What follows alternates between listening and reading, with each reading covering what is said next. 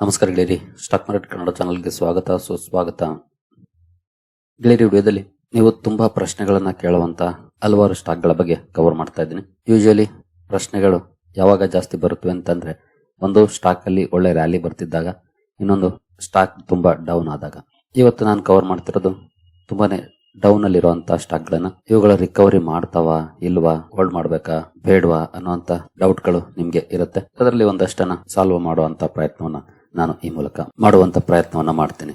ಮೊದಲಿಗೆ ಡಿಸ್ಕ್ಲೇಮರ್ ಕೊಡ್ಲಿಕ್ಕೆ ಇಷ್ಟಪಡ್ತೀನಿ. ಇಲ್ಲಿ ಕವರ್ ಮಾಡ್ತಿರುವಂತ ಯಾವುದೇ ಸ್ಟಾಕ್ ಅನ್ನು ಕೂಡ ರೆಕಮೆಂಡ್ ಮಾಡ್ತಿಲ್ಲ. ನೀವು ಫರ್ದರ್ ಸ್ಟಡಿ ಮೆಡಿಟೇಷನ್ ತಗೊಳ್ಬಹುದು. ಆಸ್ ಎ ಎಜುಕೇಶನಲ್ ಪರ್ಪಸ್ ನಾನು ವಿಡಿಯೋ ನಿಮ್ಮ ಮುಂದೆ ತರ್ತಾ ಇದ್ದೀನಿ. ಹಾಗೆ ನೀವೇನು ಅಕೌಂಟ್ ಓಪನ್ ಮಾಡಿಲ್ಲ ಅಂತಂದ್ರೆ ಅಕೌಂಟ್ ಓಪನಿಂಗ್ ಫಾರ್ಮ್ ಡಿಸ್ಕ್ರಿಪ್ಷನ್ ಅಲ್ಲಿ ಇರುತ್ತೆ. ಅಕೌಂಟ್ ಓಪನ್ ಮಾಡಬಹುದು. ಜೊತೆಗೆ ನೀವೇನಾದ್ರೂ ಸ್ಪೆಸಿಫಿಕ್ ಸರ್ವಿಸ್ ಎಕ್ಸ್ಪೆಕ್ಟ್ ಮಾಡ್ತಿದ್ದೀರಿ ಅಂತಂದ್ರೆ ಅಲ್ಲಿರೋ ಫಾರ್ಮ್ ಅನ್ನು ಕೂಡ ಫಿಲ್ ಮಾಡಬಹುದು. ನಮ್ಮ ಟೀಮ್ ನಿಮಗೆ ಆ ನಿಟ್ಟಿನಲ್ಲಿ ಹೆಲ್ಪ್ ಮಾಡುತ್ತೆ. ಇನ್ನು ಅಕೌಂಟ್ ಓಪನ್ ಮಾಡುವಾಗ add funds and scheme selection section ಅಲ್ಲಿ ಪ್ರೀಮಿಯಂ ಅಕೌಂಟ್ ಅನ್ನ ಸೆಲೆಕ್ಟ್ ಮಾಡಿ, ನಂತರ TRX 20 ಅಥವಾ 17 ಸೆಲೆಕ್ಟ್ ಮಾಡಿ. ಯಾಕಂದ್ರೆ ಇದೆರಡು ಕೂಡ ಫ್ರೀ ಅಕೌಂಟ್ಸ್ ಆಗಿರುತ್ತೆ. ಯಾವುದೇ ರೀತಿಯ ಚಾರ್ಜಸ್ ಇರೋದಿಲ್ಲ ಅಕೌಂಟ್ ಓಪನಿಂಗ್ ಗೆ. ಬೇರೆ ಸ್ವಲ್ಪ ಚಾರ್ಜಸ್ ಇರುತ್ತೆ. ಹಾಗಾಗಿ ಫ್ರೀ ಅಕೌಂಟ್ TRX 20 ಹಾಗೂ TRX 17 ಅನ್ನು ಸೆಲೆಕ್ಟ್ ಮಾಡಿ. ಹಾಗೆ ನೀವು ಅಕೌಂಟ್ ಓಪನಿಂಗ್ ಲಿಂಕ್ ನ ಓಪನ್ ಮಾಡಿದಾಗ ನಿಮಗೆ ಈ ರೀತಿ ಇಂಟರ್ಫೇಸ್ ಓಪನ್ ಆಗುತ್ತೆ. ಇಲ್ಲಿ ಫುಲ್ ನೇಮ್, ಮೊಬೈಲ್ ನಂಬರ್ ಹಾಗೂ ಇಮೇಲ್ ಅಡ್ರೆಸ್ ಅನ್ನು ಹಾಕಿ ಸಬ್ಮಿಟ್ ಮಾಡಿದ್ಮೇಲೆ ಇಲ್ಲಿ ಕಂಟಿನ್ಯೂ ಆಗೋದಿಲ್ಲ ಅಕೌಂಟ್ ಓಪನಿಂಗ್ ಪ್ರೋಸೆಸ್. ನಿಮ್ಗೆ ಇಮೇಲ್ ಬರುತ್ತೆ. ಇಮೇಲ್ ಅಲ್ಲಿ ಲಿಂಕ್ ಬರುತ್ತೆ. ಇಮೇಲ್ ಲಿಂಕ್ ಅನ್ನ ಬಳಸ್ಕೊಂಡು ಅಂದ್ರೆ ಅದನ್ನ ಕ್ಲಿಕ್ ಮಾಡಿದ್ರೆ ನಿಮ್ಮ ಅಕೌಂಟ್ ಓಪನಿಂಗ್ ಪ್ರೋಸೆಸ್ ಕಂಟಿನ್ಯೂ ಆಗುತ್ತೆ. ಅಲ್ಲಿ ನಿಮ್ಮ ಡೀಟೇಲ್ಸ್ ಅನ್ನ ಆಡ್ ಮಾಡ್ತಾ ಹೋಗ್ಬೇಕು. ಯಾಕಂದ್ರೆ ತುಂಬಾ ಜನ ಇದನ್ನ ಫಿಲ್ ಮಾಡಿ ಮುಂದಕ್ಕೆ ಹೋಗ್ತಿಲ್ಲ ಅಂತ ಹೇಳ್ತಿದ್ದೀರಿ, ಅಥವಾ ಮುಂದಕ್ಕೆ ಪ್ರೊಸೀಜರ್ ಅನ್ನ ಕಂಪ್ಲೀಟ್ ಮಾಡ್ತಾನೆ ಇಲ್ಲ. ನೀವು ಇದನ್ನ ಫಿಲ್ ಮಾಡಿದ್ಮೇಲೆ ಇಮೇಲ್ ಚೆಕ್ ಮಾಡಿ, ಇಮೇಲ್ಗೆ ಲಿಂಕ್ ಬಂದಿರುತ್ತೆ, ಅಲ್ಲಿಂದ ಪ್ರೊಸೀಜರ್ ಕಂಪ್ಲೀಟ್ ಆಗುತ್ತೆ. ಆಗ ಮಾತ್ರ ಅಕೌಂಟ್ ಓಪನಿಂಗ್ ಕಂಪ್ಲೀಟ್ ಮಾಡಕ್ಕೆ ಸಾಧ್ಯ ಆಗೋದು. ಜೊತೆಗೆ ಅಕೌಂಟ್ ಓಪನಿಂಗ್ ಮಾಡುವಾಗ ಏನಾದ್ರೂ ಸಮಸ್ಯೆಗಳಾದ್ರೆ ಡಿಸ್ಕ್ರಿಪ್ಷನ್ ಅಲ್ಲಿ ಇರುವಂತಹ ಲಿಂಕ್ ನಲ್ಲೇ ನಮ್ಮ ಟೀಮ್ ಫೋನ್ ನಂಬರ್ಸ್ ಇದೆ, ಕಾಂಟ್ಯಾಕ್ಟ್ ಮಾಡಿ ನಿಮ್ಗೆ ಹೆಲ್ಪ್ ಮಾಡ್ತೀವಿ. ಇನ್ನು ಇವತ್ತು ನಾನು ಕವರ್ ಮಾಡ್ತಿರೋದು ತುಂಬಾನೇ ಬೀಟ್ ಅಂಡ್ ಡೌನ್ ಆಗಿರುವಂತಹ ಸ್ಟಾಕ್ ಗಳನ್ನ. ಅಂದ್ರೆ ಅವುಗಳ 52 ವೀಕ್ ಕೈಯಿಂದ 30, 40, 50% ಕೂಡ ಬಿದ್ದಿರುವಂತಹ ಶೇರ್ಗಳನ್ನ. ಯಾಕಂದ್ರೆ ಇವುಗಳ ಬಗ್ಗೆ ಸಾಕಷ್ಟು ಪ್ರಶ್ನೆಗಳು ಕಮೆಂಟ್ ಸೆಕ್ಷನ್ ಅಲ್ಲಿ ಬರ್ತಾ ಇದಾವೆ. ಈ ಸ್ಟಾಕ್ ಗಳು ತುಂಬಾನೇ ಡೌನ್ ಇದಾವೆ, ನೆಗೆಟಿವ್ ಇದಾವೆ ಪೋರ್ಟ್ಫೋಲಿಯೋದಲ್ಲಿ, ಇವುಗಳನ್ನ ಹೋಲ್ಡ್ ಮಾಡ್ಬೇಕಾ, ಏನ್ ಮಾಡ್ಬೇಕು, ಕಮ್ ಬ್ಯಾಕ್ ಮಾಡ್ತಾವ, ಈ ರೀತಿ ಸಾಕಷ್ಟು ಪ್ರಶ್ನೆಗಳು ಬರ್ತಾ ಇದಾವೆ. ಯಾವೆಲ್ಲ ಶೇರ್ಗಳಿದ್ದಾವೆ, ನಂತರ ನೆಕ್ಸ್ಟ್ ಪ್ರೊಸೀಜರ್ ನಾವು ಏನ್ ಮಾಡಬಹುದು, ಇದ್ರ ಬಗ್ಗೆ ತಿಳ್ಕೊಳ್ಳುವಂತ ಪ್ರಯತ್ನವನ್ನ ನಾವು ಮಾಡೋಣ. ಮೊದಲಿಗೆ ನಾನಿಲ್ಲಿ ಕೆಲವು ಶೇರುಗಳನ್ನ ಮಾತ್ರ ತರ್ತಾ ಇದ್ದೀನಿ ನಿಮ್ಮ ಮುಂದೆ. ಯಾಕಂದ್ರೆ ಮಾರ್ಕೆಟ್ ಅಲ್ಲಿ ಸುಮಾರು ಶೇರುಗಳು ಬಿದ್ದಾವೆ, 106 ಅಂತಾನೆ ಹೇಳ್ಬೋದು. ಎಲ್ಲವನ್ನು ಕವರ್ ಮಾಡೋದಕ್ಕೆ ಖಂಡಿತ ಸಾಧ್ಯ ಆಗೋದಿಲ್ಲ. ಆದ್ರೆ ಇಲ್ಲಿ ನಾನು ಏನ್ ಹೇಳ್ತಾ ಇದ್ದೀನಿ ಆ ಪಾಯಿಂಟ್ಸ್ ಆ ಸ್ಟಾಕ್ ಗಳಿಗೂ ಕೂಡ ಅನ್ವಯ ಆಗುತ್ತೆ. ಅದು ಯಾವುದೇ ಸ್ಟಾಕ್ ಆಗಿರ್ಲಿ, ನಾನು ಇಲ್ಲಿ ಕವರ್ ಮಾಡ್ಲಿ ಮಾಡದೇ ಇರ್ಲಿ, ಅದೇ ಪಾಯಿಂಟ್ಸ್ ಆ ಕಂಪನಿಗಳಿಗೂ ಕೂಡ ಅಪ್ಲೈ ಆಗುತ್ತೆ. ಹಾಗಾಗಿ ನಿಮ್ಮ ಹತ್ರ ಯಾವ್ದಾದ್ರು ಸ್ಟಾಕ್ ಇದ್ರೆ ನಾನು ಇಲ್ಲಿ ಕವರ್ ಮಾಡಿಲ್ಲ ಅಂದ್ರೆ, ಅಯ್ಯೋ ಅದನ್ನ ಕವರ್ ಮಾಡ್ಲಿಲ್ಲ ಅಥವಾ ಅದ್ರ ಬಗ್ಗೆ ಹೇಳಲಿಲ್ಲ ಅಂತ ಬೇಜಾರ್ ಮಾಡ್ಕೊಳ್ಳೋ ಅವಶ್ಯಕತೆ ಇಲ್ಲ. ನಾನೆಲ್ಲ ಸ್ಟಾಕ್ ನೇಮ್ ತಗೊಳ್ಳದೇ ಇರಬಹುದು, ಆದ್ರೆ ಇಲ್ಲಿ ಕವರ್ ಮಾಡುವಂತ ಪಾಯಿಂಟ್ಸ್ ಎಲ್ಲ ಸ್ಟಾಕ್ ಗಳಿಗೂ ಕೂಡ ಅನ್ವಯ ಆಗುತ್ತೆ. ಯಾವೆಲ್ಲ ಶೇರುಗಳು ಬಿದ್ದಿದ್ದಾವ ಅವುಗಳಿಗೆ ಅನ್ವಯ ಆಗುತ್ತೆ. ಹಾಗಾದ್ರೆ ಯಾವೆಲ್ಲ ಶೇರುಗಳಿದ್ದಾವೆ ಡೌನ್ ಆಗಿರುವಂತವು? ತುಂಬಾ ಪ್ರಶ್ನೆಗಳು ಯಾವೆಲ್ಲ ಶೇರುಗಳಿಗೆ ಸಂಬಂಧಪಟ್ಟಂತೆ ಬರ್ತಾ ಇದ್ದಾವೆ. ಆ ವಿಚಾರಕ್ಕೆ ಬರೋದಾದ್ರೆ, ಮೊದಲಿಗೆ Bajaj housing finance limited finance segment ಅಲ್ಲಿ ಕೆಲಸ ಮಾಡುವಂತದ್ದು ಬಜಾಜ್ ಗ್ರೂಪ್ ನ ಕಂಪನಿ. ಇತ್ತೀಚೆಗೆ ಮಾರ್ಕೆಟ್ ಗೆ ಬಂದಂತಹ ಕಂಪನಿ. ಲಿಸ್ಟ್ ಆದಾಗಿಂದ ಅಂತ ಗ್ರೇಟ್ ಪರ್ಫಾರ್ಮೆನ್ಸ್ ಏನು ಬಂದಿಲ್ಲ. ತುಂಬಾ ಜನ ಹೈಯರ್ ಲೆವೆಲ್ ಅಲ್ಲಿ ತಗಲಾಕೊಂಡಿರೋರಿದ್ದೀರಿ. ಈ ಸ್ಟಾಕ್ ನ ಬಗ್ಗೆ ಸಾಕಷ್ಟು ಪ್ರಶ್ನೆಗಳು ಬರ್ತವೆ. ಇದನ್ನು ಹೊರತುಪಡಿಸಿದ್ರೆ ಟ್ರೆಂಟ್ ಟಾಟಾ ಗ್ರೂಪ್ ನ ಕಂಪನಿ, ಒಳ್ಳೆ ಪರ್ಫಾರ್ಮೆನ್ಸ್ ಮಾಡಿ ಮಲ್ಟಿ ಬ್ಯಾಗರ್ ರಿಟರ್ನ್ಸ್ ಅನ್ನ ಕೊಟ್ಟಂತ ಕಂಪನಿ. ಆದ್ರೆ ಈಗ ಬೀಟ್ ಅಂಡ್ ಡೌನ್ ಆಗಿದೆ. ಹೈಯಿಂದ ತುಂಬಾನೇ ಡೌನ್ ಅಲ್ಲಿದೆ. ಲಾಸ್ಟ್ 1 ಇಯರ್ ಪರ್ಫಾರ್ಮೆನ್ಸ್ ನೋಡಬಹುದು, 40% ಡೌನ್ ಇದೆ. ಆಕ್ಚುಲಿ ಹೈಯಿಂದ ಕ್ಯಾಲ್ಕುಲೇಟ್ ಮಾಡಿದ್ರೆ ಅದು ಇನ್ನೂ ಜಾಸ್ತಿನೇ ಇರುತ್ತೆ. ನಾವು ಈ ಹೈಯಿಂದ ಕ್ಯಾಲ್ಕುಲೇಟ್ ಮಾಡಿದ್ರೆ ನೋಡಬಹುದು ಮೋರ್ ದೆನ್ 50%. ಅಕ್ಟೋಬರ್ 2024 ಹೈ ಏನಿದೆ ಅಲ್ಲಿಂದ ಕಂಪೇರ್ ಮಾಡಿದ್ರೆ ಮೋರ್ ದೆನ್ 50% ಡೌನ್ ಇದೆ ಟ್ರೆಂಟ್. ಇಲ್ಲಿ ಏನ್ ಮಾಡಬೇಕು ಅಂತ ಪ್ರಶ್ನೆಗಳು ಜಾಸ್ತಿ ಬರ್ತವೆ. ಹಾಗೆ ಕೆಲವರಂತೂ ನಾವು ಆಡ್ ಮಾಡಬಹುದಾ ಅಂತಾನು ಕೂಡ ಪ್ರಶ್ನೆಯನ್ನ ಮಾಡ್ತಾ ಇರ್ತೀರಿ. ಬಟ್ ಆಡ್ ಮಾಡೋದಕ್ಕೆ ಕೆಲವೊಂದು ವಿಷಯಗಳು ನಮ್ಮ ಗಮನದಲ್ಲಿ ಇರಬೇಕು. ಅದನ್ನ ನಾನು ಕೊನೆಯಲ್ಲಿ ತಿಳಿಸ್ತೀನಿ. ಇನ್ನು ನೆಕ್ಸ್ಟ್ RVNL ಕೂಡ ಒಳ್ಳೆ ಕರೆಕ್ಷನ್ ಆಗಿದೆ. ಹೈಯಿಂದ 500 ಅನ್ನ ಕ್ರಾಸ್ ಮಾಡಿದಂತ ಸ್ಟಾಕ್ ಇವತ್ತು 300 ಲೆವೆಲ್ ಅಲ್ಲಿ ಟ್ರೇಡ್ ಆಗ್ತಿದೆ. ಹಾಗಾಗಿ ಎಲ್ರಿಗೂ ಕೂಡ ಕನ್ಸರ್ನ್ ಇದ್ದೇ ಇರುತ್ತೆ. RVNL ಆಗ್ಬಹುದು. ಇನ್ನು IRFC ಇದು ಕೂಡ ಅಷ್ಟೇ 150, 160 ಲೆವೆಲ್ ವರೆಗೂ ಹೋಗಿದ್ದಂತ ಸ್ಟಾಕ್ ಇವತ್ತು 100 ಲೆವೆಲ್ ಅಲ್ಲಿ ಟ್ರೇಡ್ ಆಗ್ತಿದೆ. ಇಲ್ಲೂ ಕೂಡ ಒಳ್ಳೆ ಕರೆಕ್ಷನ್ ಇದೆ. ಇನ್ನು ಹಿಮಾದ್ರಿ ಸ್ಪೆಷಾಲಿಟಿ ಕೆಮಿಕಲ್ಸ್ ಒಂದು ಸ್ಮಾಲ್ ಕ್ಯಾಪ್ ಕಂಪನಿ, ಇಲ್ಲೂ ಕೂಡ ಸಾಕಷ್ಟು ಕರೆಕ್ಷನ್ ಆಗಿದೆ. ನಂತರ ವಾರಿ ರಿನ್ಯೂವಬಲ್ ಟೆಕ್ನೋ, ಇಲ್ಲೂ ಕೂಡ ಒಳ್ಳೆ ಕರೆಕ್ಷನ್ ಆಗಿದೆ. ಈ ಸ್ಟಾಕ್ ಕೂಡ ಡೌನ್ ಅಲ್ಲೇ ಇದೆ ಇನ್ನು ಹೈಯಿಂದ. ನಂತರ ಶಕ್ತಿ ಪಂಪ್ಸ್ ಆಗ್ಬೋದು.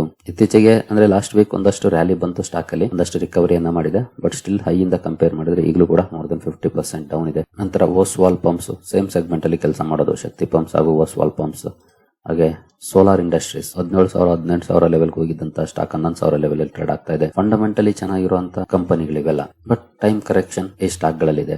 ಇನ್ನು next Tata Motors passenger vehicles, ಇಲ್ಲೂ ಕೂಡ ಡೌನ್ ಪರ್ಫಾರ್ಮೆನ್ಸ್ ಇದೆ. ಯಾರಾದ್ರೂ ಹೈಯಲ್ಲಿ ಪರ್ಚೇಸ್ ಮಾಡಿದ್ರೆ ಖಂಡಿತ ತುಂಬಾನೇ ಆಲ್ಮೋಸ್ಟ್ 20-30% ಲಾಸ್ ಅಲ್ಲೇ ಇರುವಂತ ಚಾನ್ಸಸ್ ಇದೆ. ಇನ್ನು ಟಾಟಾ ಪವರ್, ಇಲ್ಲೂ ಕೂಡ ಸಾಕಷ್ಟು ಕರೆಕ್ಷನ್ ಆಗಿದೆ. ಹಾಗೆ ಮಸ್ಗಾವ್ ಡಾಕ್ ಡಿಫೆನ್ಸ್ ಅಲ್ಲಿ ಕೆಲಸ ಮಾಡುವಂತ ಶಿಪ್ ಬಿಲ್ಡಿಂಗ್ ಅಲ್ಲಿ, ಇಲ್ಲೂ ಕೂಡ ಸಾಕಷ್ಟು ಕರೆಕ್ಷನ್ ಆಗಿದೆ. ಇನ್ನು ಕೊಚ್ಚಿನ್ ಶಿಪ್ ಯಾರ್ಡ್, ಹಾಗೆ GRSE garden rich ship builders ಆಗ್ಬೋದು, ಹಾಗೆ ಏಂಜಲ್ ಒನ್, BSE, CDSL, ಹೀಗೆ ಸಾಕಷ್ಟು ಕಂಪನಿಗಳಿದಾವೆ. ಲಿಸ್ಟ್ ತಗೊಳ್ತಾ ಹೋದ್ರೆ ಈ ಲಿಸ್ಟ್ ನೆವರ್ ಎಂಡಿಂಗ್. ನಾನಿಲ್ಲಿ ಕೆಲವು ಷೇರುಗಳನ್ನ ಮಾತ್ರ ಕವರ್ ಮಾಡಿದ್ದೀನಿ. ಇನ್ನು ಸಾಕಷ್ಟು ಕಂಪನೀಸ್ ಇದಾವೆ. ನಿಮ್ಮ ಪೋರ್ಟ್ಫೋಲಿಯೋದಲ್ಲೂ ಕೂಡ ಸಾಕಷ್ಟು ಕಂಪನೀಸ್ ಇರಬಹುದು, ಅದನ್ನ ನಾನಿಲ್ಲಿ ಕವರ್ ಮಾಡಿಲ್ದೇ ಇರಬಹುದು.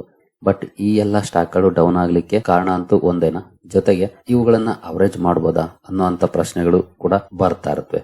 ಆದ್ರೆ ಇವುಗಳನ್ನ ಅವರೇಜ್ ಮಾಡ್ಲಿಕ್ಕೆ ಕೆಲವೊಂದು ರೂಲ್ಸ್ ಅನ್ನ ನಾವು ಫಾಲೋ ಮಾಡ್ಲೇಬೇಕಾಗುತ್ತೆ. ಫಾಲೋ ಮಾಡದೇನೆ ನಾವು ಅವರೇಜ್ ಮಾಡಿದ್ರೆ ತಗಲಾಕೊಳ್ಳುವಂತ ಚಾನ್ಸಸ್ ಇರುತ್ತೆ.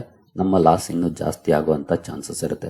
ಹಾಗಾದ್ರೆ ಯಾವ ರೀತಿ ಟೆಕ್ನಿಕ್ ಅನ್ನ ನಾವು ಬಳಸಬಹುದು? ಮೊದಲಿಗೆ ಈ ಸ್ಟಾಕ್ ಗಳು ಡೌನ್ ಆಗ್ಲಿಕ್ಕೆ ಕಾರಣ ಏನು ಆ ವಿಚಾರಕ್ಕೆ ಬಂದ್ರೆ ವ್ಯಾಲ್ಯೂಯೇಷನ್. 2020 ಕರೋನಾ ಕ್ರಾಶ್ ಏನಿತ್ತು, ಅಲ್ಲಿಂದ ಈ ಎಲ್ಲ ಸ್ಟಾಕ್ ಗಳು ಸಾಲಿಡ್ ಪರ್ಫಾರ್ಮೆನ್ಸ್ ಅನ್ನ ಮಾಡಿದ್ವು. ಜೊತೆಗೆ ಬಿಸ್ನೆಸ್ ಕೂಡ ಒಳ್ಳೆ ಪ್ರಮಾಣದಲ್ಲಿ ಬೆಳೀತಾ ಇತ್ತು. ಅದಕ್ಕೆ ಸಪೋರ್ಟ್ ಆಗಿ ಪಾಲಿಸೀಸ್ ಕೂಡ ಇತ್ತು. ಮಾರ್ಕೆಟ್ ಕಂಡೀಷನ್ ಚೆನ್ನಾಗಿತ್ತು. ಹಾಗಾಗಿ ತುಂಬಾ ಒಳ್ಳೆ ಪರ್ಫಾರ್ಮೆನ್ಸ್ ಬಂತು. ವ್ಯಾಲ್ಯೂಯೇಷನ್ ತುಂಬಾನೇ ಸ್ಟ್ರೆಚ್ ಆಯ್ತು. ವ್ಯಾಲ್ಯೂಯೇಷನ್ ಹೈಗೋದ್ಮೇಲೆ ಒಂದಲ್ಲ ಒಂದು ಪಾಯಿಂಟ್ ಇಂದ ಕೆಳಗಡೆ ಬಂದೇ ಬರುತ್ತೆ. ಕೆಳಗಡೆ ಬರಲಿಕ್ಕೆ ಹಲವಾರು ಕಾರಣಗಳು ಕಾಂಟ್ರಿಬ್ಯೂಷನ್ ಅನ್ನ ಮಾಡಿದ್ವು. ಟ್ರಂಪ್ ಟ್ಯಾರಿಫ್ಸ್ ಆಗ್ಬೋದು, FIIs ಔಟ್ಫ್ಲೋ ಆಗ್ಬೋದು, ಹೀಗೆ ಮಾರ್ಕೆಟ್ ಅಲ್ಲಿ ಇದ್ದಂತ ಅನ್ಸರ್ಟನಿಟೀಸ್ ಆಗ್ಬೋದು. ಇವುಗಳೆಲ್ಲ ಕಾಂಟ್ರಿಬ್ಯೂಷನ್ ಅನ್ನ ಸ್ಟಾರ್ಟ್ ಮಾಡಿದ್ವು. ಈಸಿಯಾಗಿ ಸ್ಟಾಕ್ ಗಳು ಅವುಗಳ ಆಕ್ಚುಯಲ್ ವ್ಯಾಲ್ಯೂಯೇಷನ್ಸ್ ಏನಿರುತ್ತೆ ಅಲ್ಲಿಗೆ ಬಂದ್ವು. ವ್ಯಾಲ್ಯೂಯೇಷನ್ ಪ್ರಮುಖ ಕಾರಣ ಈ ಸ್ಟಾಕ್ ಗಳಲ್ಲಿ ಕರೆಕ್ಷನ್ ಕಂಡು ಬರ್ಲಿಕ್ಕೆ. ಮಾರ್ಕೆಟ್ ಅಲ್ಲಿ ಒಂದು ಒಳ್ಳೆ ರ್ಯಾಲಿಯ ನಂತರ ಒಳ್ಳೆಯ ಕರೆಕ್ಷನ್ ಇದ್ದೇ ಇರುತ್ತೆ, ಅದು ನೋಡ್ಲಿಕ್ಕೆ ಸಿಕ್ಕಿದೆ. ಸೊ ಟೈಮ್ ಕರೆಕ್ಷನ್ ಆಗಿದೆ, ಇದು ಒಳ್ಳೆ ಡೆವಲಪ್ಮೆಂಟ್ ಅಂತಾನೆ ಹೇಳ್ಬೋದು. ಇನ್ನು ಆವರೇಜಿಂಗ್ ಕಡೆ ಬಂದ್ರೆ ಇಲ್ಲಿ ಮೆಜಾರಿಟಿ ಇನ್ವೆಸ್ಟರ್ಸ್, ಅದರಲ್ಲೂ ಎಸ್ಪೆಷಲಿ ರಿಟೇಲ್ ಇನ್ವೆಸ್ಟರ್ಸ್ ಎಲ್ಲಿ ಫೇಲ್ ಆಗಿದ್ದಾರೆ ಅಂದ್ರೆ ಇವುಗಳನ್ನ ಆವರೇಜ್ ಮಾಡುವಾಗ.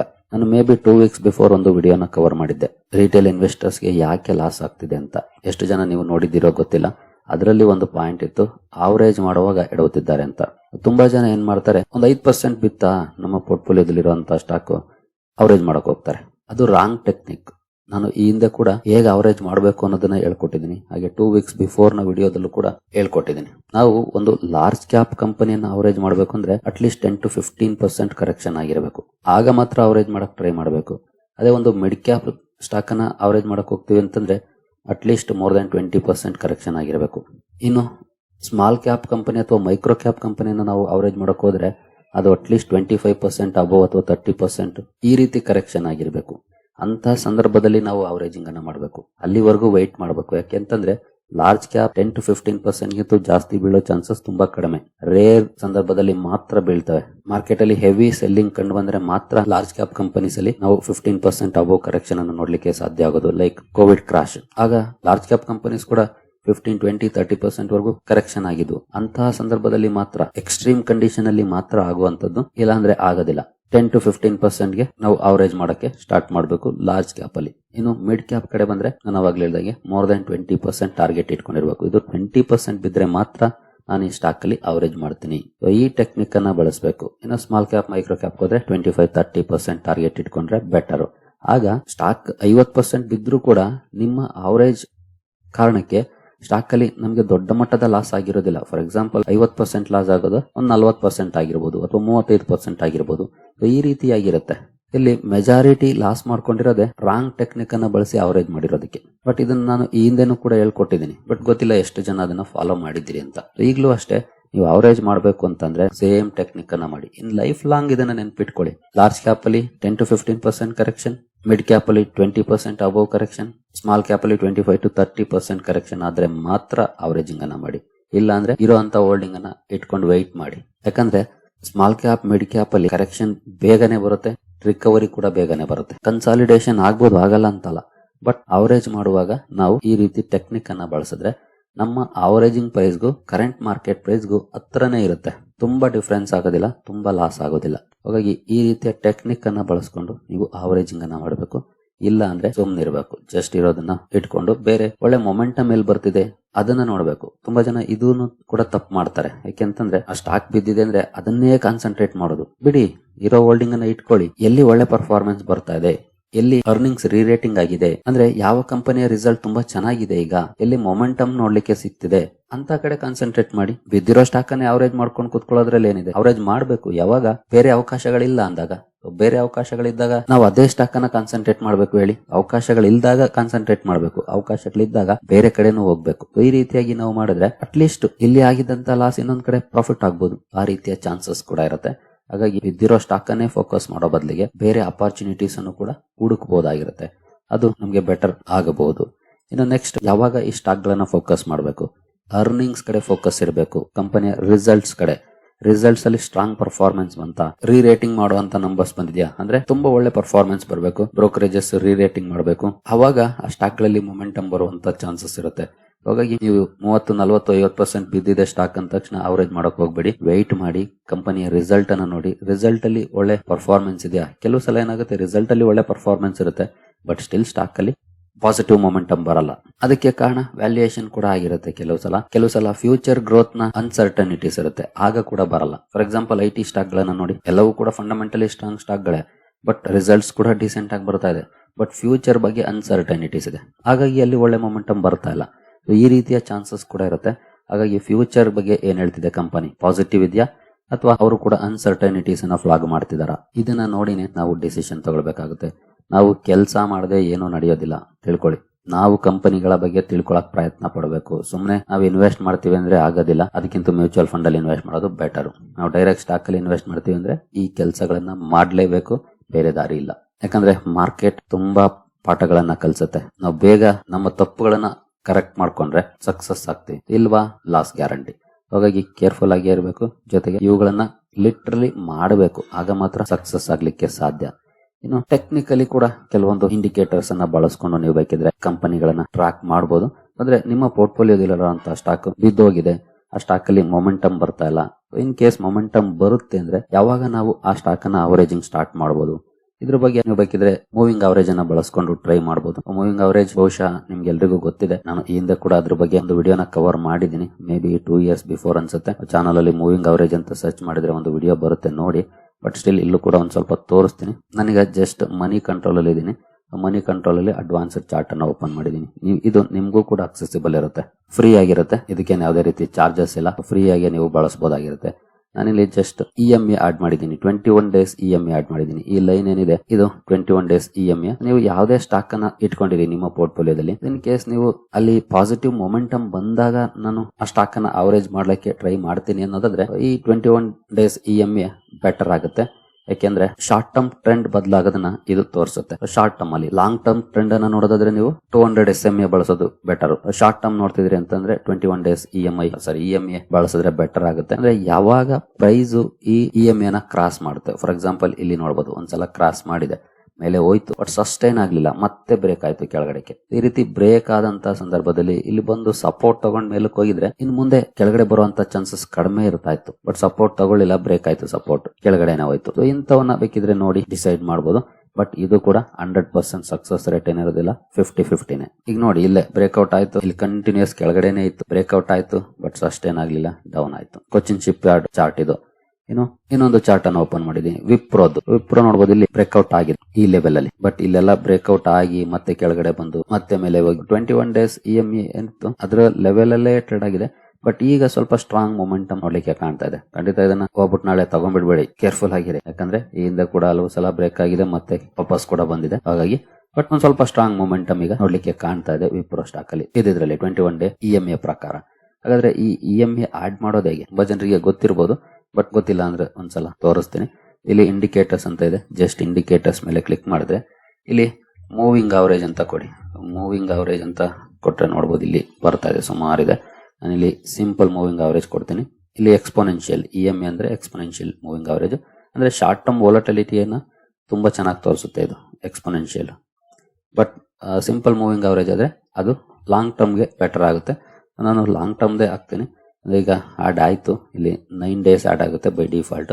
ಇದನ್ನ ನಾವು ಚೇಂಜ್ ಮಾಡಬೇಕು. ಲೆಂತ್ ನೋಡಬಹುದು, 200 days ಹಾಕ್ತೀನಿ. 200 days ಹಾಕಿದ್ರೆ ನೋಡಬಹುದು ಇಲ್ಲಿದೆ.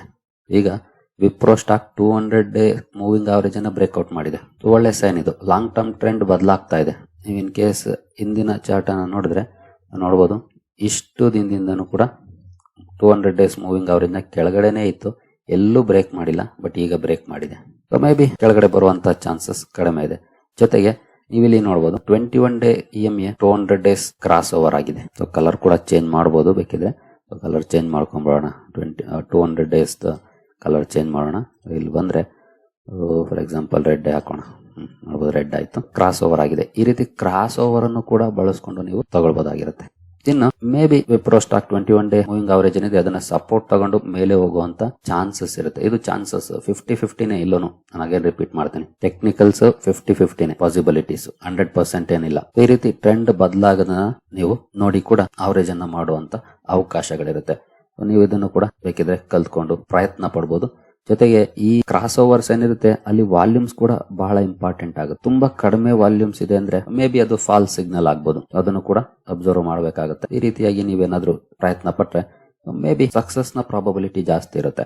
ಅಂದ್ರೆ ಏನೀಗ 70% ಫೇಲ್ಯೂರ್ 30% ಸಕ್ಸಸ್ ಇರುತ್ತೋ ಅದು ಮೇ ಬಿ 50% ಫೇಲ್ಯೂರ್ 50% ಸಕ್ಸಸ್ಗೆ ಬರ್ಬೋದು. ಸ್ಟಿಲ್ ನಮ್ಗೆ 20% ಅಡ್ವಾಂಟೇಜ್ ಆಗುತ್ತಲ್ಲ 50-50 ಆದ್ರೂ. ಈ ರೀತಿಯಾಗಿ ಬೇಕಿದ್ರೆ ಪ್ರಯತ್ನವನ್ನ ಪಡಬಹುದು ನೀವು ವಿಷಯಗಳನ್ನ ತಿಳ್ಕೊಂಡು. ಒಟ್ಟಿನಲ್ಲಿ ನೀವು ಯಾವುದೇ ಸ್ಟಾಕ್ ಅಲ್ಲಿ ಅವರೇಜಿಂಗ್ ಮಾಡಕ್ ಹೋಗಿ ಹೇಳಿದ ವಿಷಯಗಳನ್ನ ಮನಸ್ಸಲ್ಲಿ ಇಟ್ಕೊಂಡಿರಿ. ಮತ್ತೆ ರಿಸಲ್ಟ್ ಕಡೆ ಗಮನ ಇರಲಿ. ರಿಸಲ್ಟ್ಸ್ ಹೇಗೆ ಬರುತ್ತೆ, ಸ್ಟ್ರಾಂಗ್ ಪರ್ಫಾರ್ಮೆನ್ಸ್ ಬರುತ್ತಾ ಅಂತ, ಅದು ಬಹಳ ಇಂಪಾರ್ಟೆಂಟ್. ಇಲ್ಲಿ ಟೆಕ್ನಿಕಲಿ ಕ್ರಾಸ್ ಓವರ್ ಆಗಿದೆ, ರಿಸಲ್ಟ್ ಚೆನ್ನಾಗಿ ಬಂದಿಲ್ಲ ಅಂದ್ರೆ ಸ್ಟಾಕ್ ಯಾವಾಗ ಬೇಕಾದ್ರೂ ಬೀಳ್ಬಹುದು. ಹಾಗಾಗಿ ರಿಸಲ್ಟ್ ಮೇನ್ ಫೋಕಸ್ ಆಗ್ಬೇಕು. ಯಾಕಂದ್ರೆ ಲಾಂಗ್ ಟರ್ಮ್ ಅಲ್ಲಿ ಕಂಪನಿಯ ಪರ್ಫಾರ್ಮೆನ್ಸ್ ಅನ್ನ ಡಿಸೈಡ್ ಮಾಡೋದೇ ಕಂಪನಿಯ ಅರ್ನಿಂಗ್ಸ್. ರಿಸಲ್ಟ್ ಚೆನ್ನಾಗಿಲ್ಲ ಅಂದ್ರೆ ಸ್ಟಾಕ್ ಯಾವಾಗ ಬೇಕಾದ್ರೂ ಬೀಳ್ಬಹುದು. ಹಾಗಾಗಿ ಆ ಕಡೆ ಫೋಕಸ್ ಇರಲಿ. ಅದರ ನಂತರ ಇನ್ನೆಲ್ಲ ಸೆಕೆಂಡ್ರಿ. ಅವರೇಜಿಂಗ್ ಕೂಡ ಸೆಕೆಂಡ್ರಿ. ರಿಸಲ್ಟ್ ಚೆನ್ನಾಗಿದ್ರೆ ಅವರೇಜಿಂಗ್ ಮಾಡಬೇಕು. ಇನ್ನು ಟೆಕ್ನಿಕಲ್ಸ್ ಕೂಡ ಸೆಕೆಂಡ್ರಿನೇ. ಎಷ್ಟೇ ಟೆಕ್ನಿಕಲ್ ಸ್ಟ್ರಾಂಗ್ ಇದ್ರೂ ಕೂಡ ಕಂಪನಿಯ ರಿಸಲ್ಟ್ ಚೆನ್ನಾಗಿಲ್ಲ ಅಂದ್ರೆ ಬ್ರೇಕ್ ಆಗುತ್ತೆ ಎಲ್ಲಾನು ಕೂಡ. ಸೊ ರಿಸಲ್ಟ್ ಕಡೆ ಹೆಚ್ಚು ಫೋಕಸ್ ಇರಲಿ.